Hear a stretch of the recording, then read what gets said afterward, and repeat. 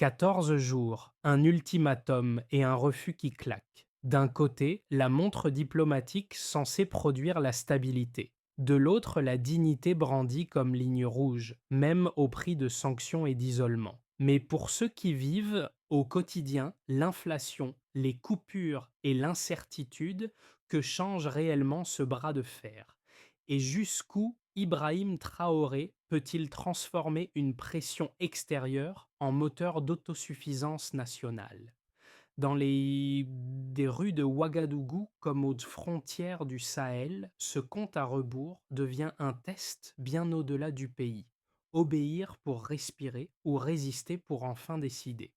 Ce récit promet d'aller au-delà du geste symbolique pour examiner ce qu'il produit réellement sur l'économie, la société et la position régionale du Burkina Faso. L'enjeu est clair, comprendre comment un refus diplomatique devient un pari national. Il ne s'agit pas seulement de savoir si l'ultimatum pouvait être accepté ou rejeté, mais d'analyser ce que cette décision change concrètement pour un État enclavé, dépendant de ses partenaires extérieurs et soumis à des pressions multiples. Derrière les discours de souveraineté, des choix budgétaires, agricoles et énergétiques s'imposent avec des conséquences directes pour les entreprises locales, les ménages et les relations régionales. Au centre de cette séquence, Ibrahim Traoré engage sa crédibilité politique et entraîne tout un pays dans une trajectoire dont les bénéfices et les coûts ne se révèlent pas au même rythme. En moins de 2 semaines, un ultimatum de 14 jours a fait basculer le Burkina Faso d'un dossier diplomatique discret vers un symbole international de résistance, exposant brutalement un rapport de force rarement assumé aussi frontalement. Ce qui semblait être une procédure onusienne classique s'est transformé en point de rupture, révélant combien la question de la souveraineté reste inflammable lorsqu'elle est mesurée à l'aune du temps imposé. Pour comprendre ce basculement, il faut revenir au contexte immédiat. Le Burkina Faso est un pays enclavé, dépendant de l'extérieur pour une partie de son approvisionnement alimentaire, énergétique et financier. Avant l'ultimatum, l'économie reposait encore largement sur l'agriculture, l'exploitation minière et l'aide internationale, avec une croissance décrite comme modeste et fragile. Dans ce cadre, toute pression diplomatique assortie de menaces de sanctions n'est jamais abstraite. Elle touche directement la capacité de l'État à fonctionner et celle des ménages à absorber les chocs. Lorsque l'ultimatum est rendu public, la réaction d'Ibrahim Traoré ne s'inscrit pas dans la logique attendue de négociations silencieuses. Il choisit l'exposition, le discours et surtout le refus explicite. Ce choix déplace immédiatement le débat. La question n'est plus de savoir quelles concessions techniques pourraient être accordées, mais si un État peut accepter que sa trajectoire soit dictée par un calendrier extérieur. À partir de là, le conflit change de nature. Sur le plan interne, cette posture agit comme un révélateur. Des manifestations éclatent, non pas uniquement pour soutenir un dirigeant, mais pour défendre une idée, celle de la dignité nationale. Étudiants, travailleurs, commerçants et paysans se reconnaissent dans un langage qui rompt avec des décennies de dépendance assumée. Sur le plan externe, la scène internationale observe avec un mélange d'inquiétude et de fascination un petit pays du Sahel refuser un mécanisme perçu comme routinier. Ce révélateur éclaire une réalité plus large. Le refus porté par Ibrahim Traoré ne se limite pas à un épisode diplomatique isolé. Il agit comme un test grandeur nature. Jusqu'où un pays peut-il aller lorsqu'il choisit la souveraineté comme principe directeur et quelle ligne de fracture cela ouvre-t-il à l'intérieur comme à l'extérieur de ses frontières? Très vite, la figure centrale cesse d'être uniquement celle d'un chef d'État pour devenir un point d'agrégation collective. Ibrahim Traoré sert de repère, mais l'élan se diffuse bien au-delà de sa personne. Dans les jours qui suivent, le refus de l'ultimatum, ce sont des groupes sociaux variés qui s'approprient le discours de souveraineté et lui donnent une traduction concrète dans l'espace public. Dans les centres urbains, des rassemblements spontanés apparaissent. Ils ne prennent pas toujours la forme de soutien partisan, mais plutôt celle d'une affirmation: refuser l'humiliation, même si le coût n'est pas encore mesurable. Des étudiants évoquent l'espoir de ne plus voir leur avenir conditionné par des décisions extérieures. Des commerçants parlent d'inquiétude, mais aussi d'une volonté de tenir, au moins pour voir jusqu'où cette voie peut mener. Dans les zones rurales, le message est reçu différemment, mais pas moins intensément. La souveraineté est associée à la terre, à la production locale et à la capacité de nourrir le pays. Ces effets précoces ne sont pas uniquement émotionnels. L'appareil d'État se met en mouvement. Des mesures de sécurisation de l'arrière-pays sont annoncées, tandis que les discussions avec des partenaires régionaux s'accélèrent. Le Mali et le Niger apparaissent rapidement comme des relais politiques et symboliques, montrant que l'isolement n'est pas total et que des alternatives régionales existent même si elles restent limitées. Ce moment agit donc comme une phase de transition. L'enthousiasme initial cohabite avec l'incertitude. La question n'est pas encore celle des résultats, mais celle de la capacité à transformer une mobilisation symbolique en dynamique durable. À ce stade, Ibrahim Traoré incarne moins une solution qu'un catalyseur, et l'impact le plus visible est peut-être ce déplacement du débat public. La souveraineté n'est plus un slogan abstrait, elle devient une expérience vécue, encore fragile, mais déjà structurante. Avant l'ultimatum, la trajectoire du Burkina Faso suivait une ligne connue: dépendance structurelle à l'aide extérieure, marge de manœuvre réduite et ajustements successifs dictés par des partenaires internationaux. La pression existait déjà, mais elle restait diffuse, intégrée au fonctionnement ordinaire de l'État.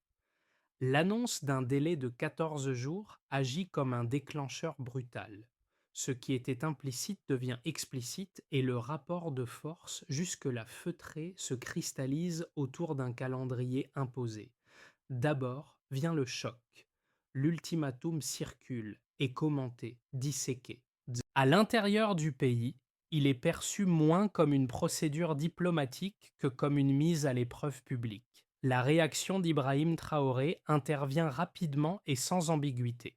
Il ne cherche pas à gagner du temps, ni à reformuler les termes.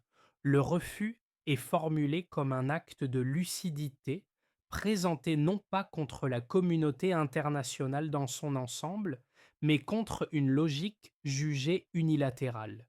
Ce positionnement donne le ton et ferme volontairement certaines portes. La montée en tension suit presque immédiatement.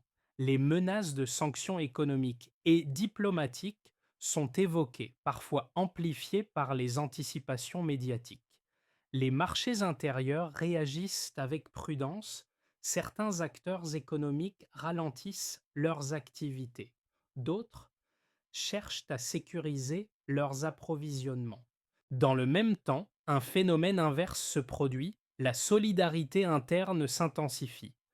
Des milliers de personnes descendent dans la rue, non pour célébrer une victoire, mais pour afficher une disponibilité au sacrifice. Cette coexistence entre inquiétude matérielle et mobilisation symbolique marque une étape clé.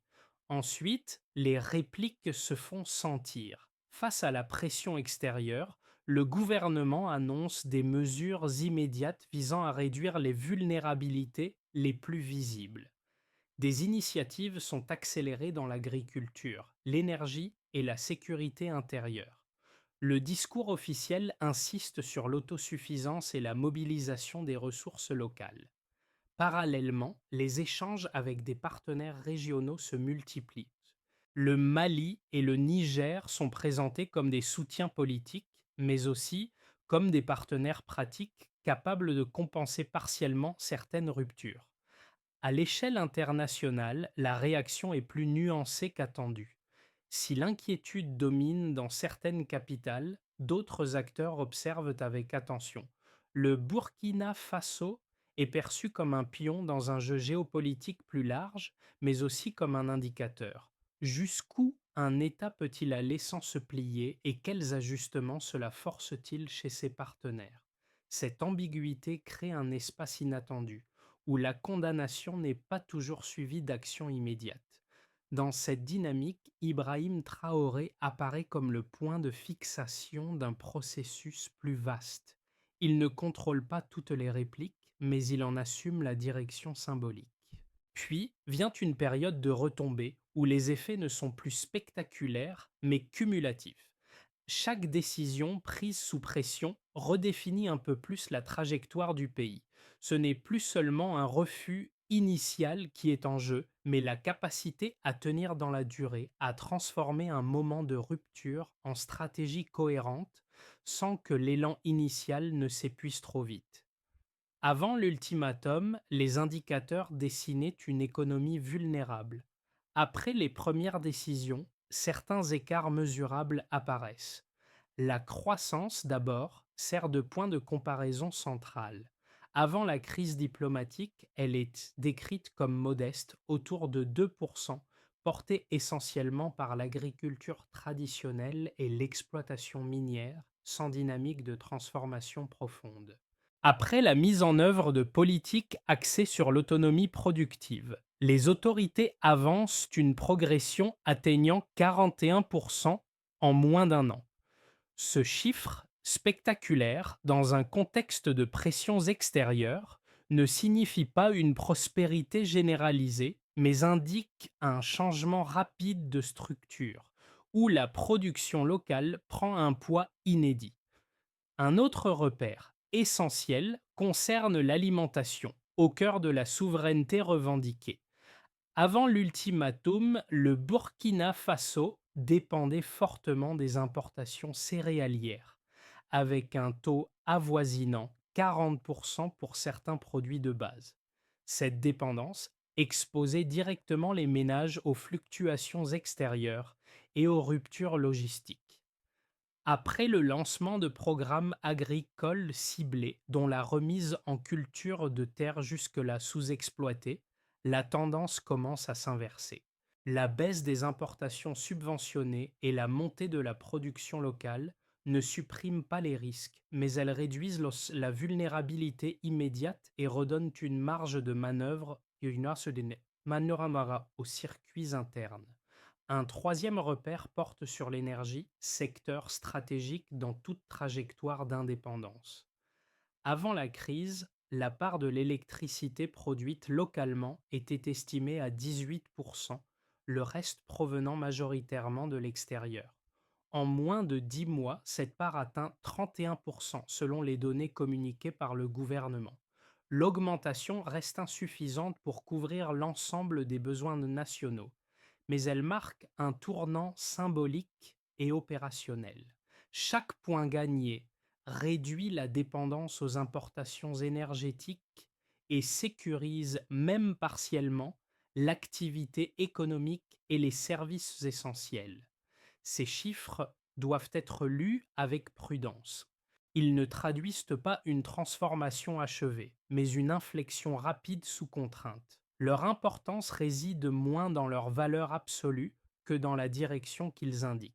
Dans un contexte où les sanctions et l'isolement étaient censés provoquer un effondrement, la résilience mesurée surprend et force à reconsidérer certaines hypothèses. Elle montre qu'un choc politique peut accélérer des choix longtemps repoussés. Pour Ibrahim Traoré, ces données deviennent un argument central. Elles servent à répondre aux critiques qui prédisaient une récession immédiate et à légitimer une stratégie fondée sur l'autosuffisance progressive. Pour la population, l'impact est plus diffus. Les bénéfices ne sont pas encore uniformément ressentis, mais les indicateurs offrent un récit alternatif à celui de la fatalité économique. En somme, les preuves quantitatives ne ferment pas le débat, elles le déplacent. La question n'est plus seulement de savoir si la résistance est possible, mais si ces écarts initiaux peuvent être consolidés sans créer de nouvelles fragilités. Les chiffres ouvrent une fenêtre étroite mais réelle sur une trajectoire différente dont la durabilité reste à éprouver. Pour être juste, il faut aussi considérer l'argument le plus solide des critiques. Un pays enclavé, à faible marge budgétaire, peut difficilement se couper durablement des flux financiers, commerciaux et technologiques internationaux sans en payer le prix. Selon cet argument, refuser un ultimatum et s'exposer à des sanctions revient à fragiliser l'économie réelle, en particulier les secteurs dépendants des importations, de l'énergie aux biens de consommation essentiels. À court terme, l'isolement risquerait d'entraîner une inflation accrue, des pénuries et une baisse du pouvoir d'achat affectant directement les populations les plus vulnérables. Un autre argument insiste sur la dimension diplomatique. En s'opposant frontalement à un mécanisme multilatéral, le Burkina Faso pourrait se marginaliser dans les enceintes internationales et perdre sa capacité d'influence.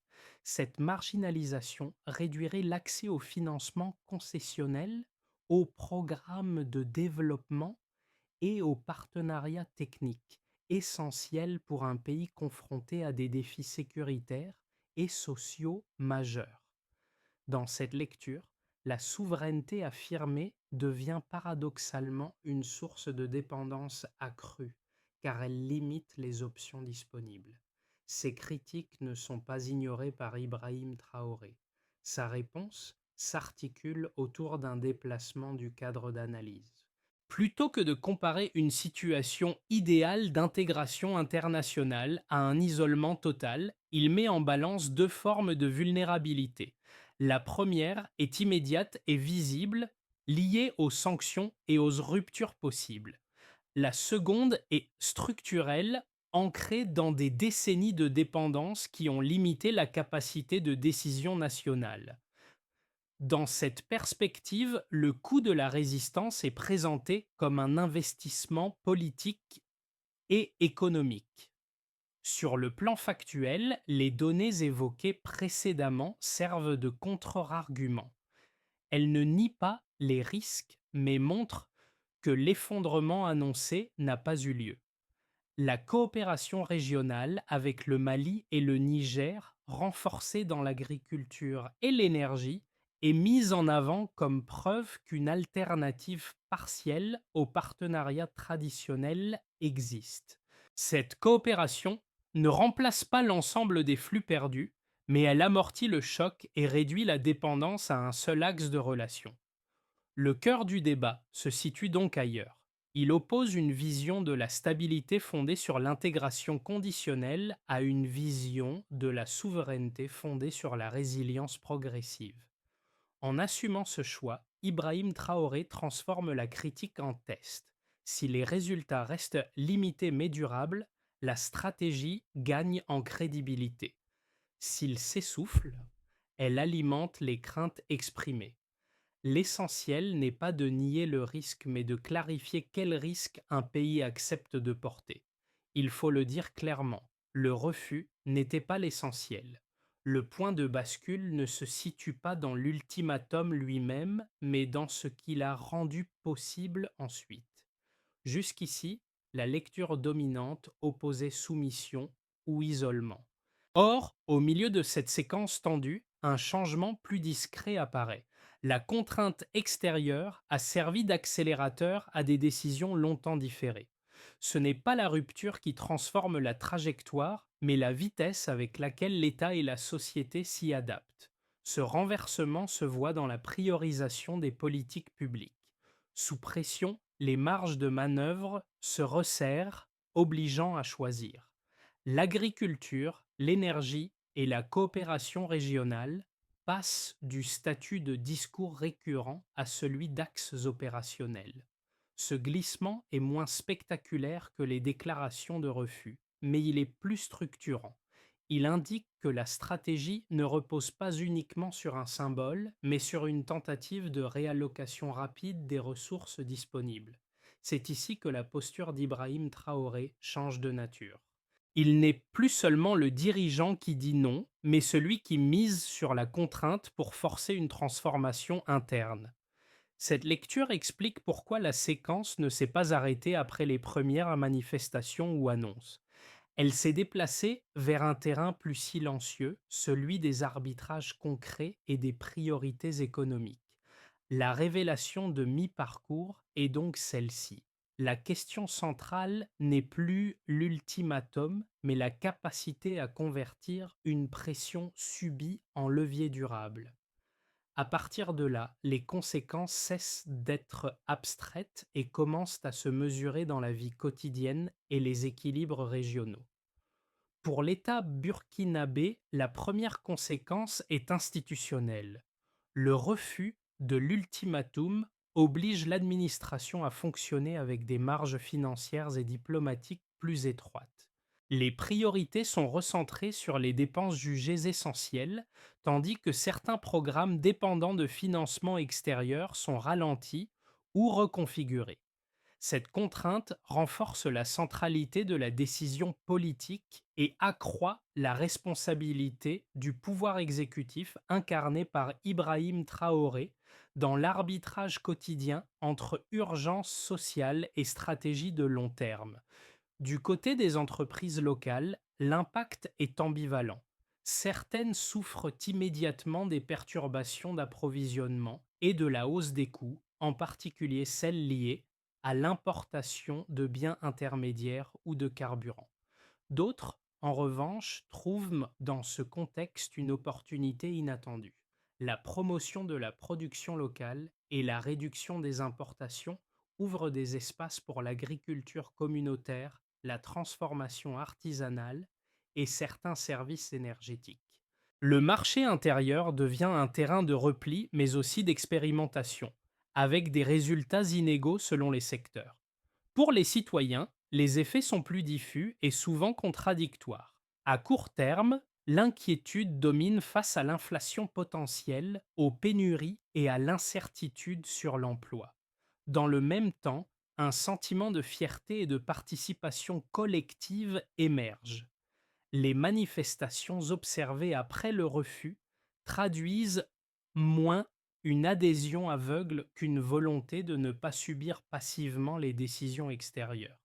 Cette tension entre difficultés matérielles et mobilisation symbolique structure l'expérience quotidienne d'une partie de la population. À l'échelle régionale, enfin, la séquence produit un effet d'entraînement. Le Mali et le Niger renforcent leur coopération avec le Burkina Faso, notamment dans les domaines agricoles et énergétiques. Cette solidarité régionale ne supprime pas les déséquilibres, mais elle modifie le rapport de force. Le Burkina Faso cesse d'être perçu uniquement comme un acteur isolé et devient un élément d'un ensemble sahélien cherchant à redéfinir ses partenariats. Ces quatre niveaux de conséquences se répondent. Ils montrent que le choix porté par Ibrahim Traoré ne se limite pas à un symbole diplomatique. Il redessine, de manière encore fragile, les relations entre l'État, l'économie, la société et la région. La question qui émerge alors n'est plus celle du choc initial, mais celle de la capacité à absorber ses effets sans que les coûts sociaux n'érodent l'élan politique. À l'horizon des 6 à 12 prochains mois, l'évolution de la trajectoire burkinabé peut être lue à travers trois scénarios distincts, chacun découlant des choix déjà engagés et des contraintes extérieures persistantes. Un premier scénario suppose une stabilisation progressive sans rupture majeure. L'économie continue de s'appuyer sur l'agriculture et l'énergie locale, les effets positifs restent mesurés et la coopération régionale amortit partiellement l'impact des sanctions. La croissance se maintient mais demeure fragile, exposée à tout choc sécuritaire ou climatique. Un scénario plus optimiste miserait sur un élargissement de la dynamique actuelle. Les politiques d'autosuffisance gagnent en efficacité, les partenariats régionaux se densifient et de nouveaux acteurs internationaux, intéressés par un réalignement géopolitique, renforcent leurs échanges avec le pays. Dans cette hypothèse, le Burkina Faso consolide sa position comme laboratoire d'un modèle alternatif, réduisant progressivement certaines dépendances structurelles. Le pari d'Ibrahim Traoré trouve alors une légitimité accrue, non par le discours, mais par des résultats tangibles. Enfin, un scénario plus sombre met en lumière les risques accumulés. Les pressions extérieures se durcissent, les sanctions limitent sévèrement l'accès aux ressources critiques et les initiatives locales peinent à compenser les ruptures. Des tensions sociales émergent face aux pénuries et à la hausse des prix, fragilisant l'unité initiale.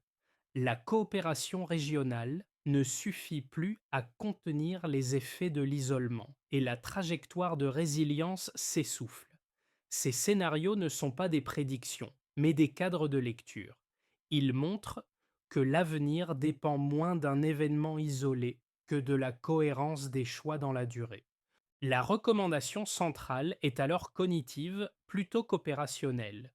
Observer non pas les déclarations, mais la capacité à ajuster, corriger et prioriser. C'est dans cette flexibilité stratégique que se jouera l'écart entre résistance symbolique et transformation durable. Pour une partie de la population urbaine, les décisions prises depuis le refus de l'ultimatum se traduisent d'abord par une adaptation contrainte. Les ménages font face à des hausses de prix irrégulières, à des pénuries ponctuelles et à une incertitude accrue sur l'emploi. Ces difficultés ne sont pas toujours nouvelles, mais elles deviennent plus visibles lorsque le discours politique insiste sur la responsabilité collective.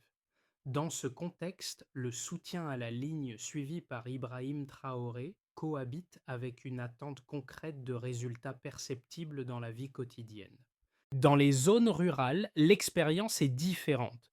Les initiatives agricoles et la remise en valeur des terres renforcent le sentiment d'utilité sociale et de participation directe à l'effort national. Pour certains producteurs, la réduction des importations crée un espace économique inédit, même si les contraintes logistiques et climatiques demeurent par ailleurs fortes. L'autosuffisance n'est pas vécue comme un concept abstrait, mais comme un ensemble de pratiques, parfois modestes, qui redonnent un rôle central au travail local. Chez les jeunes, le changement est surtout symbolique. Beaucoup expriment une fierté nouvelle liée à l'idée que leur pays affirme sa voix. Cette fierté ne supprime ni les frustrations liées au chômage, ni les aspirations à la mobilité, mais elle modifie le rapport à l'avenir. Le discours de souveraineté porté par Ibrahim Traoré devient un cadre de projection, même s'il reste fragile et exposé aux déceptions. Ces vécus contrastés montrent que l'impact ne peut être réduit à une lecture unique. La trajectoire engagée crée des gagnants temporaires, des perdants potentiels et une large zone d'attente. C'est dans cette zone, faite de patience et de doute, que se joue l'adhésion réelle. La capacité à reconnaître ces tensions sans les nier ni les dramatiser déterminera si l'élan actuel peut se transformer en confiance durable. À ce stade, la question centrale n'est plus celle du refus initial, mais celle de la mise en œuvre.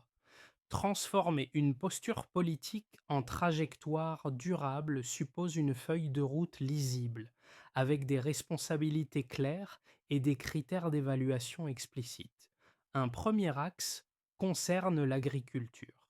L'État fixe l'objectif de consolider les terres déjà remises en culture, en priorisant l'accès aux intrants, à l'eau et aux débouchés locaux. Les coopératives, notamment féminines et de jeunes, deviennent des acteurs clés, tandis que l'administration se positionne comme facilitateur plutôt que comme simple régulateur. Un deuxième axe porte sur l'énergie. L'augmentation de la production locale doit être stabilisée avant d'être étendue.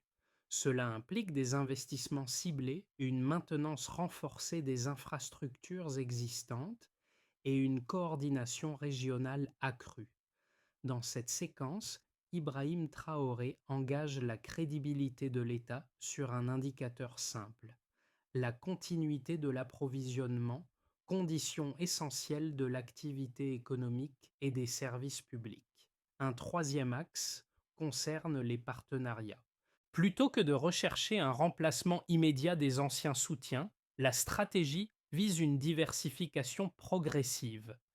Les alliances régionales sont approfondies, tandis que de nouveaux partenaires extra-régionaux sont mobilisés sur des projets précis, limités et mesurables. Cette approche réduit la dépendance à un seul acteur sans fermer la porte à une coopération future plus large. Enfin, un quatrième axe traverse l'ensemble: la mesure.